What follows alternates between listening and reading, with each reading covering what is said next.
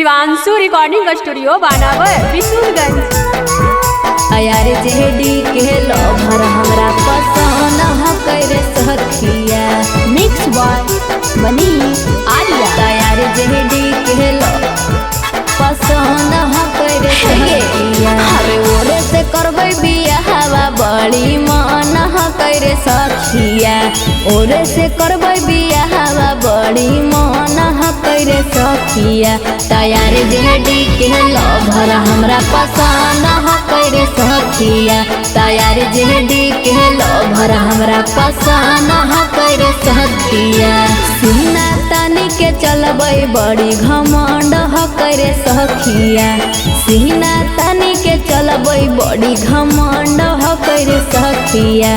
यार जेडी के लवर हमरा पसंद ह करे सखिया यार जेडी के लवर हमरा पसंद ह करे सखिया। यार जेडी के लवर हमरा पसंद ह करे सखिया यार जेडी के पसंद ह करे सखिया यार जेडी के लवर हमरा पसंद ह करे सखिया। वो करेला सीना से वो हनिया हमर सर के गे यही रह के बेट वाले दिलावा जोरा जोर से धड़के गे जोरा जोर से धड़के गे। वो करेला सीना से वो अढ़निया हमर सर के गे यही रह के बेट वाले दिलावा जोरा जोर से धड़के गे।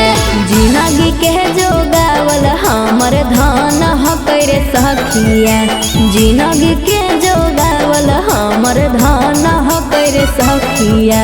यार जेडी के लवर हमरा पसंद ह करे सखिया यार जेडी के लवर हमरा पसंद ह करे सखिया यार जेडी के लवर हमरा पसंद ह करे सखिया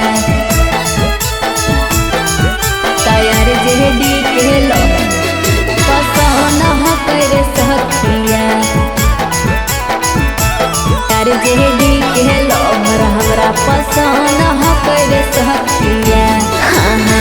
वो करे बनैबै हम अपन जीवन साथिया गे बड़ी बेसा लागे बने जो हरियर गमछिया गे हरियर गमछिया गे। वो करे बनैबै हम अपन जीवन साथिया गे बड़ी बेसा लागे बने जब हरियर गमछिया गे।